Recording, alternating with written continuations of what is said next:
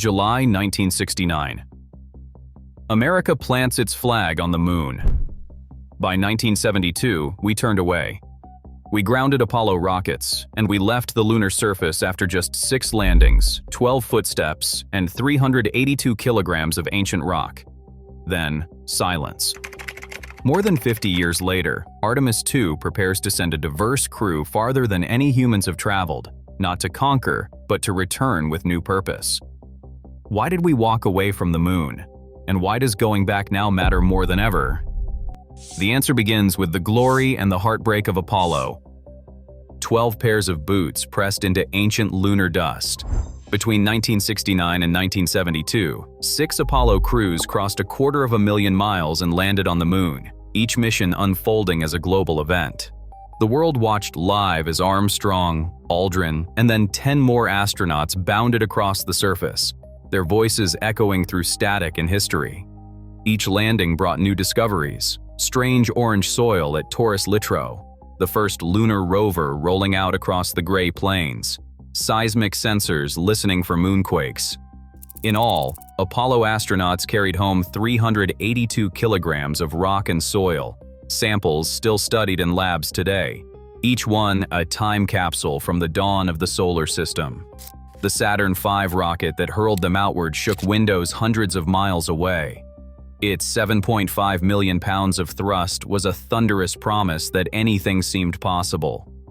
For a few brief years, the moon became a stage for human daring. School children traced the craters on their classroom globes. Poets, scientists, and presidents alike found new language for wonder. The blue Earth rising above the lunar horizon changed how people saw their home: fragile, luminous, alone in the dark. For the astronauts, the experience was profound. Eugene Cernan, the last to leave footprints in the dust, called it the end of the beginning.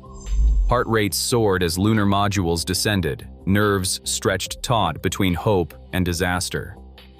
Yet even as technology triumphed, the missions left something deeper: a sense of shared human purpose, a memory of nights when the world looked up together.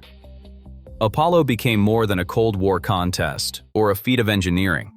It became a symbol, a reminder that for a moment humanity's reach matched its imagination. After the final cheers faded from Apollo's triumphs, the realities of cost and politics began to close in. By the early 1970s, NASA's budget had dropped below 1% of federal spending, a sharp fall from the peak years when space had captured the national imagination. Congressional committees weighed the price of each launch against the demands of a country embroiled in the Vietnam War and struggling with inflation. President Nixon's advisors made it clear there would be no blank check for the moon. The original vision called for as many as 20 Apollo flights.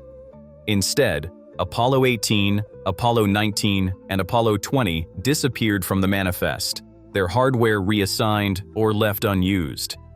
Apollo 20 was canceled in January 1970 to free a Saturn V for Skylab, the new focus for American space ambitions. Later that year, NASA Administrator Thomas Paine reluctantly proposed cutting more missions, citing the austere funding climate and the risks of pushing luck too far. He told the White House that the most compelling reason was the current and reasonably austere funding situation for NASA. Safety weighed heavily too. The near loss of Apollo 13 had shaken confidence. NASA leaders, including George Low and Robert Gilruth, quietly argued that the original goal had been met, and that continued flights only increased the chance of disaster. As public fascination faded, so did political support. Polls in 1972 showed half the country considered the moon landings wasteful. Congressional hearings grew tense, with lawmakers questioning why more money should be spent on a program many now saw as finished business. By December 1972, Apollo 17 lifted off under a night sky, watched by a much smaller crowd. The last footprints pressed into lunar dust marked not just the end of a journey, but the closing of a chapter. NASA turned toward the space shuttle, trading the distant moon for a new era of reusable spacecraft and the promise of routine access to low Earth orbit. The age of lunar exploration was over, at least for a generation. The Saturn V's thunder once defined the limits of human engineering, 7.5 million pounds of thrust, a rocket taller than the Statue of Liberty, built to win a race. Half a century later, Artemis II stands on the launch pad with a new giant, the Space Launch System. The Space Launch System delivers even more power, 8.8 million pounds of thrust at liftoff, drawing on lessons written in both triumph and disaster. Every component is shaped by memory. Apollo's engineers accepted risk as part of the journey, trusting that courage and calculation would see them through. Today's teams plan for failure, not just success. Their designs are deliberate, sometimes slow, and always with survival in mind. Orion, the crew capsule, is a fortress of redundancy. Its computers run in parallel, checking each other for faults. The heat shield, made of Avcoat, traces its lineage to Apollo, but arrives as pre-machined blocks, each one tested, each seam sealed. Where Apollo's shield was hand-filled with resin in hundreds of thousands of honeycomb cells, Orion's uses fewer than 200 blocks, bonded and inspected for the smallest flaw. Arc jet tests simulate the fires of re-entry, pushing the material to its limits before a single astronaut straps in. The mission profile itself is a safeguard.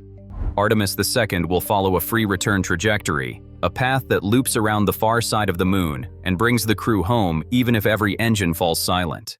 This is not just a nod to Apollo 13, it is its legacy, hardwired into the flight plan.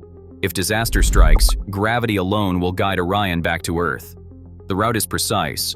Translunar injection comes just over an hour after launch, setting the spacecraft on a 10-day journey that will take it farther from home than any crew since 1972. At peak, Orion will coast nearly 384,400 kilometers from Earth, then swing back at 11 kilometers per second, the shield glowing as it shoulders 5,000 degrees Celsius. Behind every safeguard lies a hard lesson. Wires doubled, systems cross-checked, every scenario rehearsed. The culture has shifted from daring to enduring. Artemis II is not just a test of hardware, but of how much we have learned to protect the lives entrusted to these machines. 4 astronauts will ride Artemis II beyond the moon, each carrying a different story and a different flag. Commander Reed Wiseman, a Navy pilot shaped by the legacy of Apollo, leads a crew that reflects a new era. Victor Glover, the first black astronaut to travel beyond low Earth orbit, speaks of the moon as a place for all humanity, not just for a chosen few. Christina Koch, whose record-setting 328 days aboard the International Space Station made her an expert in endurance, brings the perspective of countless women who once watched Apollo from the sidelines. Jeremy Hansen, a Canadian Air Force colonel, marks the first time a non-American will journey so far from Earth. Together, they are not only testing spacecraft, they are testing the limits of representation in space. Their path will set a quiet record. Artemis II will travel nearly 1.2 million miles, farther than any human mission since Apollo. Yet the achievement is measured not in spectacle, but in the steady expansion of who gets to go and why. When Hansen orbits the moon, he will echo Michael Collins's Solitary Vigil, but with the world's nations watching. For the first time, the moon's distant horizon will include voices and hopes from far beyond the United States. That diversity is not just symbolic, it is written into policy. The Artemis Accords, signed by over 50 nations, lay out principles for peaceful exploration, open data, and the sharing of lunar resources. Partners like Canada, Japan, Australia, and the United Kingdom have pledged to build, launch, and learn together. The Accords promise that no one nation can claim the moon, and that the lessons of Apollo's Cold War will not be repeated. China and Russia, excluded by design or by choice, have launched their own rival programs. That turns lunar return into a quiet contest of values as much as technology. Beneath the surface, another debate simmers. Artemis II's price tag, nearly $3 billion per launch, has drawn scrutiny from lawmakers and critics who remember Apollo's abrupt end. NASA defends the investment as the cost of safety and international partnership, not of a fleeting race. The stakes are different now. Artemis aims not for a flag, but for a foothold. The policy choices made today will shape who lives and works on the moon tomorrow, and whether the next 50 years belong to all of humanity or just a few. For the first time in half a century, returning to the moon is not a race. It is a question of whether we choose to stay. As nations sign the Artemis Accords, the moon becomes a proving ground for cooperation and for conflict. The next step shapes who we become, together or apart.